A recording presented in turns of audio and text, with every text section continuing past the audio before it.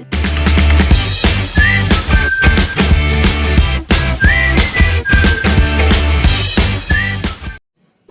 Everyone, welcome to our YouTube channel success hunter. तो आज हम लोग एक टॉपिक के साथ हैं ब्लड रिलेशन, जो कि एसएससी, बैंक, रेलवे, हर ही एग्जामिनेशन में, वनडे एग्जामिनेशन में लगभग आता है।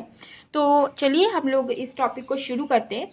इस टॉपिक की मैं एक सीरीज़ बना रही हूँ, 0 to हीरो लेवल सीरीज़ बना रही हूँ, जिसमें कि आपको मैं एकदम ज़ीरो से शुरू करूँगी और मेंस लेवल तक आपको सब कुछ सिखाऊंगी।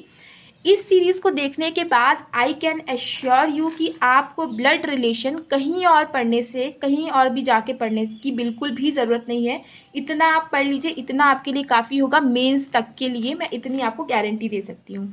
अच्छा, तो ब्लड रिलेशन को शुरू करने से पहले मैं कुछ चीज़ें जो है, क्वेश्चन शुरू करने से पहले मैं आपको कुछ चीज़ें बताऊँगी कि देखिए, जैसे जब भी मैं ब्लड रिलेशन का क्वेश्चन करती हूँ ना, तो कुछ चीज़ें जो मैं आपको स्टार्टिंग में बताना चाहती हूँ कि जब कोई भी मैं मेल की बात करती हूँ, राइट, जब भी मैं मेल की बात करती हूँ तो मेल को मैं हमेशा प्लस से डिनोट करती हूँ। आप इसको माइनस से भी डिनोट कर सकते हो, डिवाइड, मल्टीप्लाई, जिससे भी चाहो तो कर सकते हो। जब मैं सीख रही थी तो फिर मैंने ऐसे ही सीखा था, तो मैं फिर ऐसे ही लिखती हूँ, अभी तक मेरी आदत बनी है। अच्छा, जब भी फीमेल के बारे में कोई बात होती है तो मैं उसको माइनस से डिनोट कर देती हूँ, ठीक है। आप अपने हिसाब से साइन चूज कर सकते हो। अच्छा, नेक्स्ट, जब मुझे क्वेश्चन में ये चीज बोला जाता है कि A is father of B, तो इसको मैं जब सिंबॉलिक लैंग्वेज में लिखूंगी तो मैं ऐसे लिखूंगी कि A is father of B, क्योंकि फादर है तो मैंने यहाँ पे प्लस लगा दिया। अच्छा, अगर यही फादर की जगह मदर बोलता तो मैं यही सेम चीज लिखती, लेकिन यहाँ प्लस की जगह माइनस लगा देती, ठीक है। सिमिलरली अगर मान लो बोलता है कि A is sister of B, ठीक है, सिस्टर बोलता तो मैं ऐसा लिखती, ए इज सिस्टर ऑफ बी बोलता क्वेश्चन में, तो मैं ऐसे लिखती कि ए इज सिस्टर, लड़की है, ऑफ बी, राइट, तब मैं इस तरीके से लिखती। अच्छा, अब यही इस तरह से बोलता है कि ए इज ब्रदर बोल देता सिस्टर की जगह, तो बस मैं यहाँ पे ऐसा साइन लगा देती। या फिर अगर बोलता बी इज ब्रदर ऑफ ए, तो मैं यहाँ पे प्लस का साइन लगाती और यहाँ पे कोई साइन ना लगाती, क्योंकि यहाँ का जेंडर तो हमें पता ही नहीं, तो इस तरीके से मैं लिखती। अच्छा, अगर मान लो बोलता कि A is wife of B, तो मैं इसको सिंबॉलिक लैंग्वेज में ऐसे डिनोट करती हूँ कि A is wife of B. अच्छा, ये वाइफ है तो ये हस्बैंड होगा, ये हम लोगों को ऑटोमेटिकली पता है। उसी तरह कॉन्ट्रेरी, अगर ये हस्बैंड बोलता तो बस मैं यहाँ प्लस का साइन लगा देती, यहाँ माइनस का साइन लगा देती, और मैं हस्बैंड वाइफ को हमेशा एक साथ ब्रैकेट में रखती।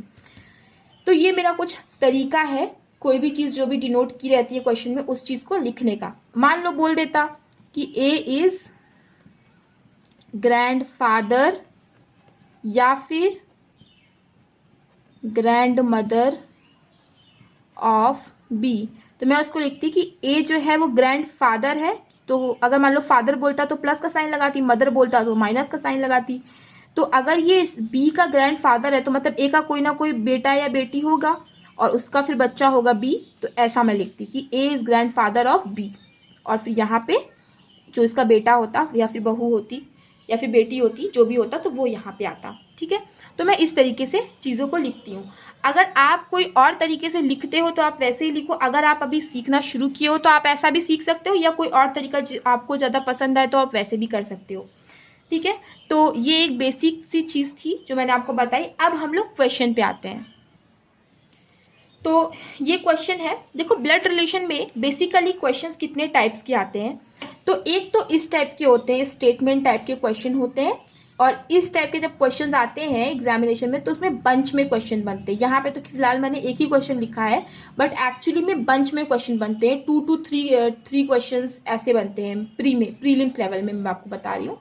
अच्छा, एक क्वेश्चन होता है जो स्टेटमेंट बेस्ड होता है, ठीक है, एक सिंपल सा स्टेटमेंट दिया रहता है और उससे रिलेटेड केवल एक ही क्वेश्चन आता है, ये भी प्री में आता है।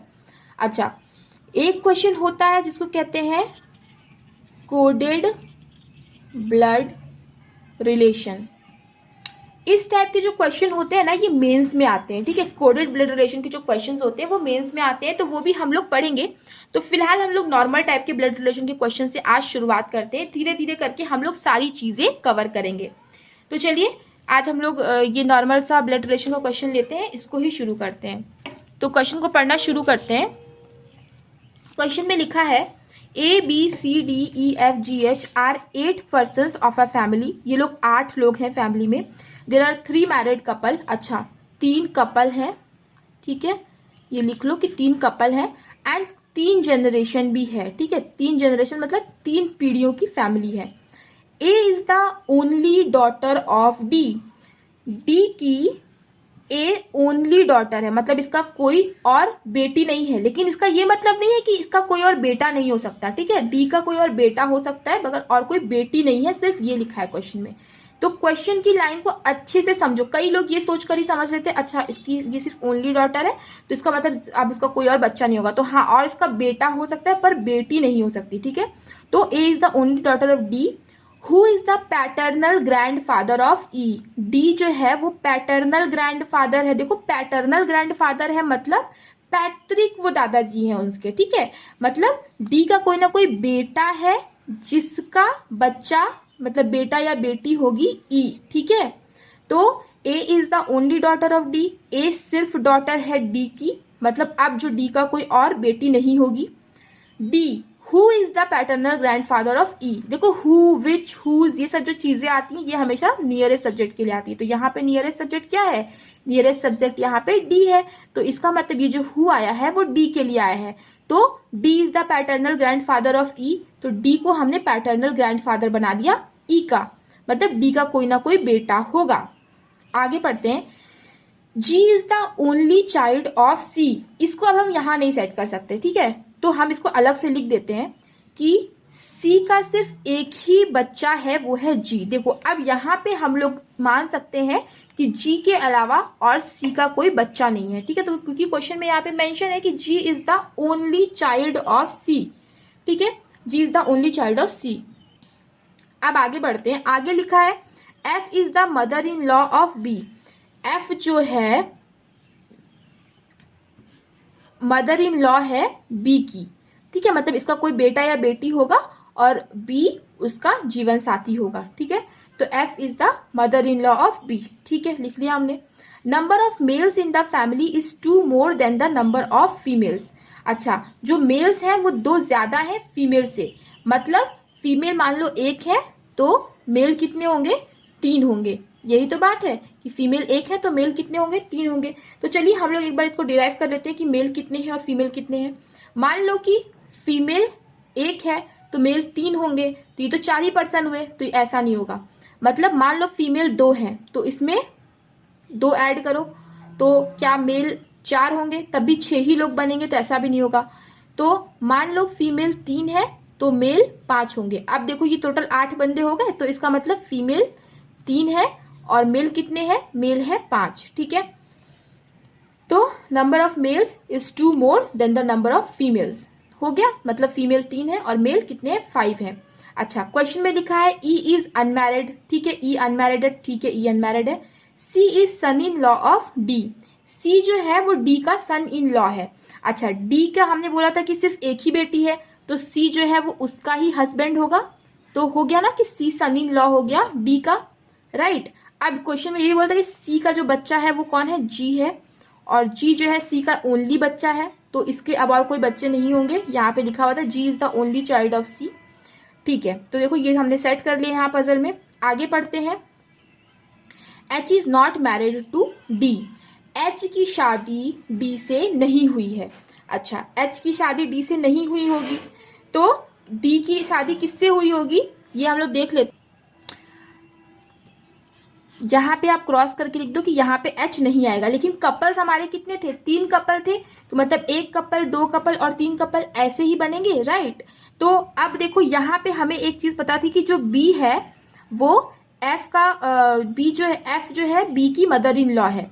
अच्छा, तो अगर हम मान लो कि एफ को यहाँ पे बैठा सकते हैं या तो फिर यहाँ बैठा सकते हैं। मान लो तुम एफ को यहाँ बैठाओगे, आप लोग एफ को यहाँ बैठाओगे तो ई की शादी बी से करवानी पड़ेगी, राइट। लेकिन ई क्या है, ई तो अनमैरिड है, दैट मीन्स एफ यहाँ पे नहीं बैठ सकता। तो एफ कहाँ पे आएगी, एफ यहीं पे आएगी। एफ मदर इन लॉ होगी बी की, तो बी क्या हो जाएगी, इसकी बहू बन जाएगी।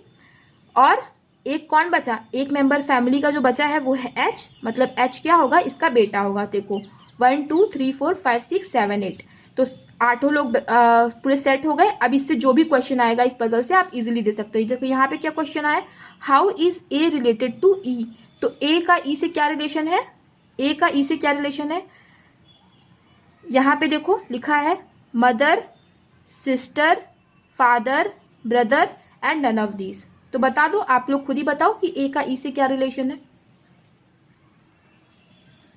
कमेंट सेक्शन में कमेंट करके बताना कि ए का ई से क्या रिलेशन है।